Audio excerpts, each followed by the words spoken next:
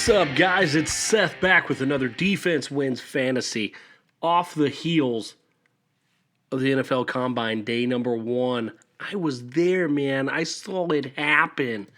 Yeah, I went up there today. We took a look at some of the linebackers, defensive linemen, and I'll tell you what, this defensive edge class is loaded.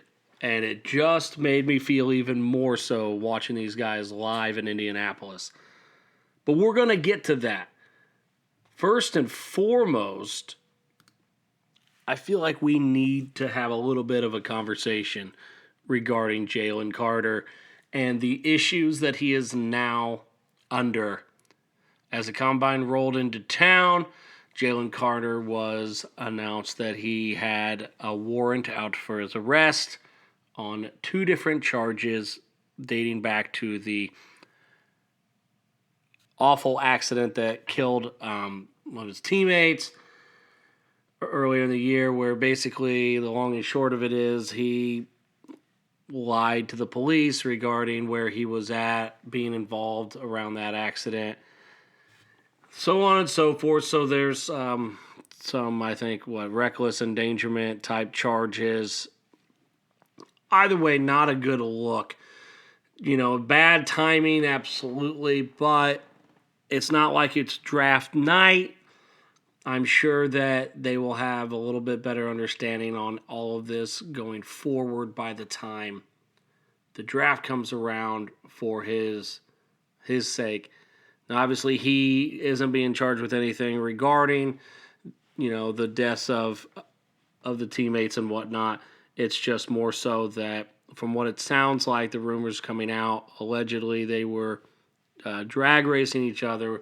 The other car lost control, this, that, and the other. So there's obviously going to be a lot more that comes out on that, but we need to address it as he is a top entity going into drafts here, in the actual NFL and also fantasy-wise when we get down to it.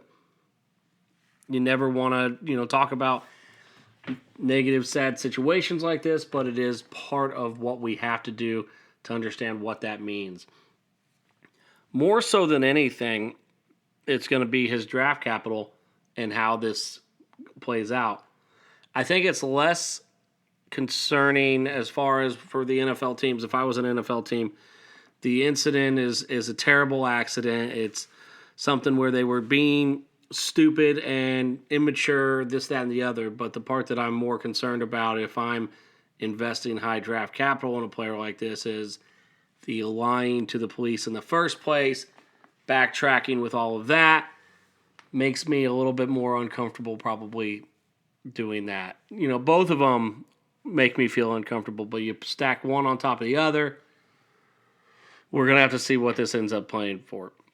As far as fantasy-wise, I don't think it's going to truly impact him too much. I doubt there will be any suspensions that come along with this, as he's not an NFL employee at the time of the incident type thing. Once again, more to come when we find out more about that. So we're going to kind of bypass talking about him. He did come back to the Combine, but he didn't do any events or anything like that. So we're going to just kind of bypass that. And that's fine, because the defensive tackle that I really want to talk about is Kalaje Kancey out of Pittsburgh.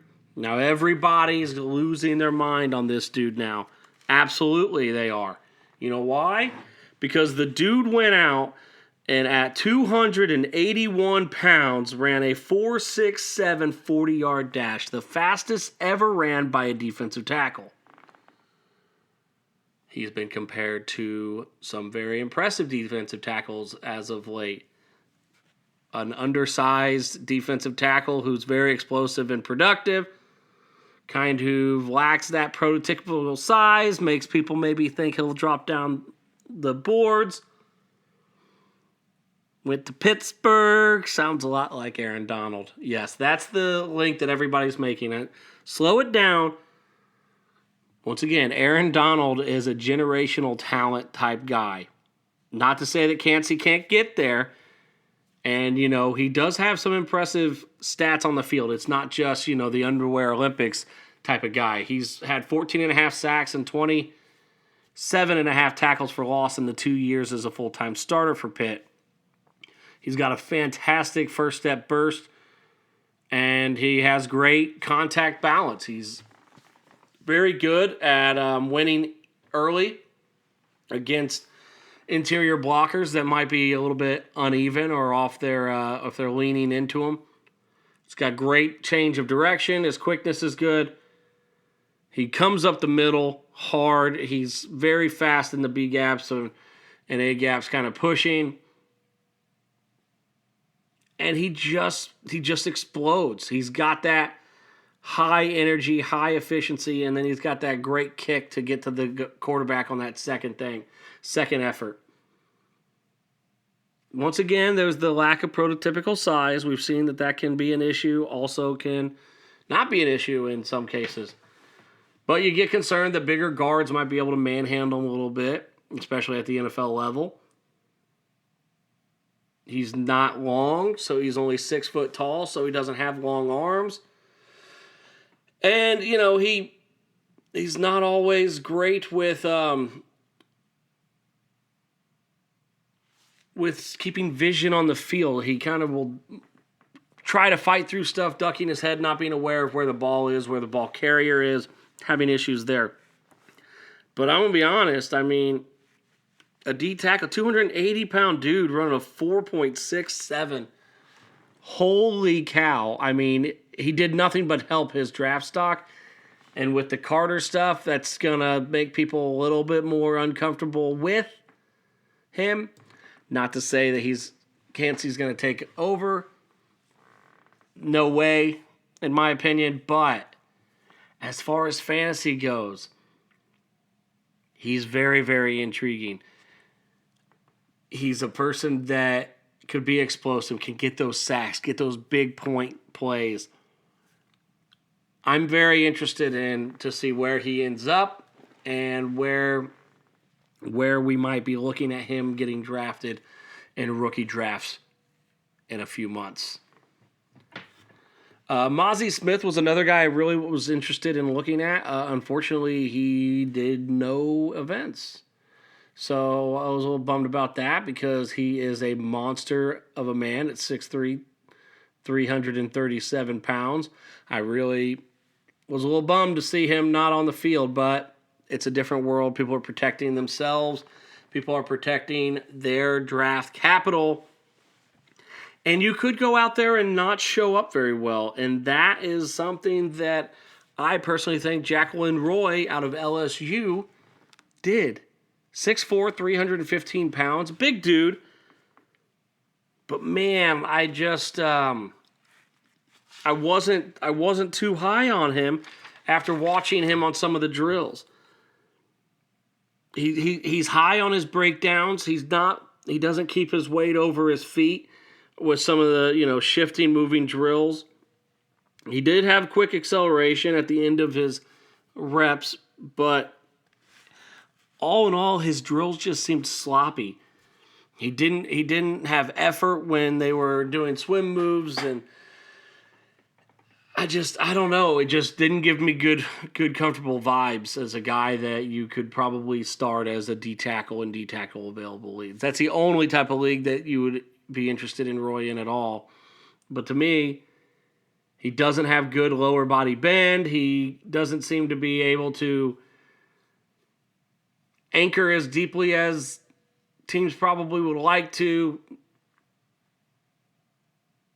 He just seems like he's way too upright when he plays, and that impacts everything that he does. Now, there's a lot of things that he could get better at, and coaching will be a lot of the things that he has that ability on coaching because he's got the size in that aspect. But man, it's just not a guy that I'm too comfortable in taking at this point in time.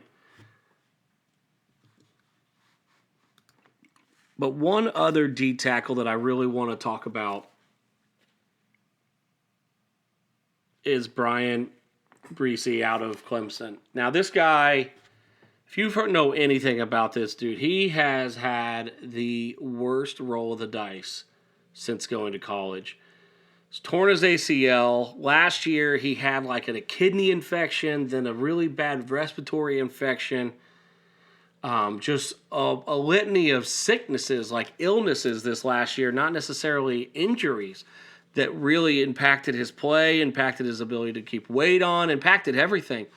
And on top of that, his sister passed away from cancer before the season started, only 15 years old.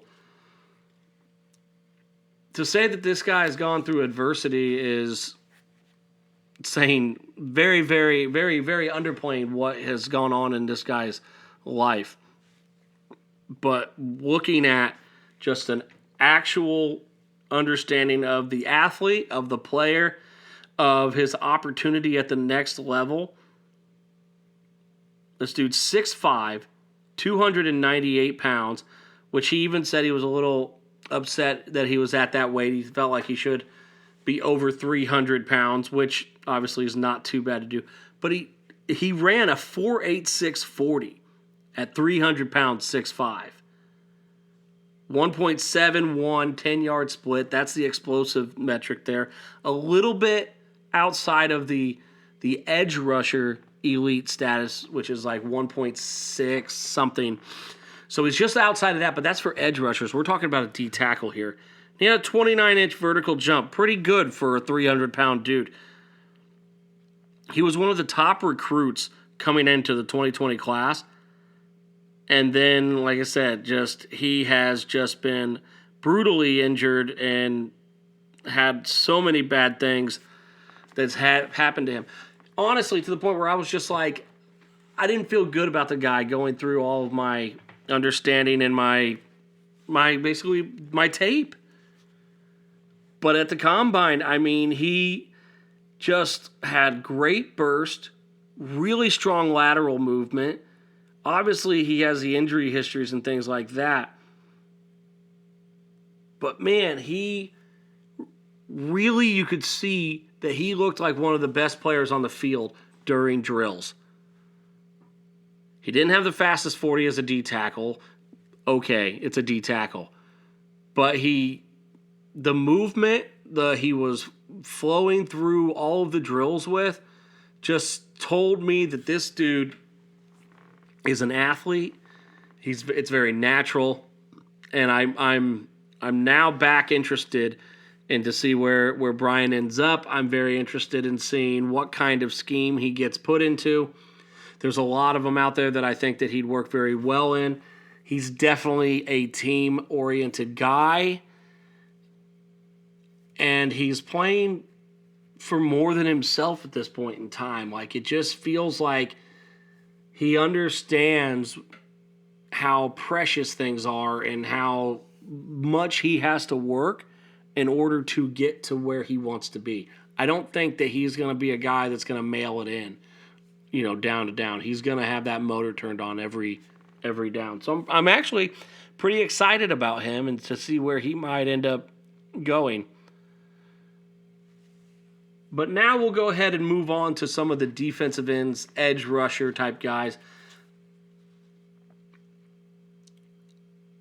And there was just some monsters. I mean, we're talking about some of the fastest 40 times I feel like I've seen on an average from these guys. And I mean, you can't start anywhere else but Nolan Smith out of Georgia running a 4.39 40-yard dash as a defensive end prospect. 4.39 is insane. But it wasn't just him. Byron Young out of Tennessee, 4.43. Robert Beal Jr. out of Georgia as well, 4.48. I mean, these dudes were running out of the gym. The one that is probably most interesting to me, and forgive me for probably butchering his name, but it's Adetomiwa Adebayor out of Northwestern. This dude, 6'2", 282 pounds, went out there and ran a 4.49 40. 449 at 280 pounds. Absolutely ridiculous. Also had a 37.5-inch vert, 10.5-foot broad jump. And the guy... These athletes these days, I mean, I get it that it's like workout warrior and they're projecting for more and more, like, they've just sort of kind of focused on this. But I mean this dude, he's got great explosiveness, obviously. He's very fast to cross-face tackles and make the plays in B-gaps from what his tape is showing. He's got good hit and release. He's got great leverage and the hip strength to press through the redirect blocks. And then he's got this explosiveness. And, there's stuff that you can work on, but the 40-yard dash and things like that jump these guys up boards for the sheer fact of what we're talking about right now. It's just like you look at it and it just pops off the page. You watch it in person and it's insanity. So I'm interested in him just more as a where does he go? What kind of round does he go? Because his play isn't as impressive as his 40 time. And that's just part of that. Nolan Smith's coming off an injury, but his play last year was impressive. And then you add that 40 time on there, and now I'm really, really intrigued. But another guy that impressed me was Lucas Van Ness out of Iowa. 6'5", 272 pounds, 4'5", 840. Great vert at 31 inches. Broad jump was 9 feet 10. He had a 3-cone at 7.02 and a 20-yard shuttle at 4.32. The fact of the matter is, this dude is a mauler. Just blows through people. He's not polished by any stretch of the imagination when it comes to some of his moves, but he's an angry man, and he's played all over the D-line for Iowa. He's not afraid to run tackle. He's not afraid to pass rush. And they told a story, he at the combine about him regarding his high school career in hockey, where his senior year he led the entire league in penalties because he just couldn't stop hitting guys. So you got that going for you, which is nice. You have the anger, you have the dude that just wants to make sure that you're going to feel it, Danny Bateman as a defensive end is what it feels like. Just going out there to crush skulls. But man, then you got Will Anderson. Now he was in the linebacker group because you'll probably end up as a 3-4 outside linebacker, but they didn't have him as an edge. But he's 6'3", 253 pounds, ran a 4.69 40 and a 1.61 second 10-yard split. So he's in that elite category for the explosiveness coming off. But 4.69 was a little underwhelming, I felt like. That's what I just thought that, and maybe it's because a lot of the other DNs were just running the crap out of the 40-yard dash. But man, it just seemed like, now is it a deal breaker? No, because his tape speaks for himself. We're in the underwear Olympics right now, and a guy that can put on his pads and outrun you is the guy that I want on my football team, not the guy that just can run like a track star. Honestly, I give him credit for actually doing the events. A lot of guys with that high a draft capital might just wait for their combine or their scout or pro day. But he also knows that there's a very high interest in quarterbacks at the top of the draft, and I think he wanted to go out there and show, hey, Chicago, if you want me, you better draft me at 1. Because that's a significant drop in pay if he doesn't get to get that number 1 spot. But yeah, we'll go back and talk about Nolan Smith just a little bit. I mean, the dude's 6'2", 238 pounds out of Georgia. He not only had a 4.39 40 time, but his 10-yard split was 1.52. So if 1.62 is elite, 1.52 is insanity. And his vert was 41.5 inches with a 10-foot 8-inch broad jump. He was one of the top prospects coming out of the 2019 recruiting class. I mean, and he's got the stuff that you want. Now, he's raw, but also Trayvon Walker was raw. And so I'm really curious how Nolan Smith is going to end up on draft day, because Trayvon Walker wasn't expected to go number 1. Not by a long shot. And then the combine happened. And then things moved. And then they took a risk on possible upside rather than polished player like Aiden Hutchinson. Personally, I think you look back at year 1, and I think that the Jags would have rather had Aiden Hutchinson. But there's scheme and everything involved in that. Maybe Hutch wouldn't be as good for the Jags. I think he would, because I think he's just an absolute great talent. But time will tell on how that kind of plays out.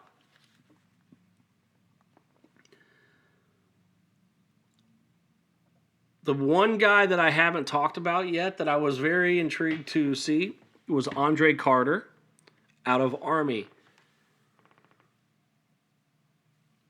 He only did the vert and the broad jump, which maybe that was what he should have only done, because I just was underwhelmed with him. And it's not fair to Andre Carter, but when you're standing right next to Will Anderson, and Will Anderson looks like he's just chiseled from marble, and Michelangelo says, "Here you are," Andre Carter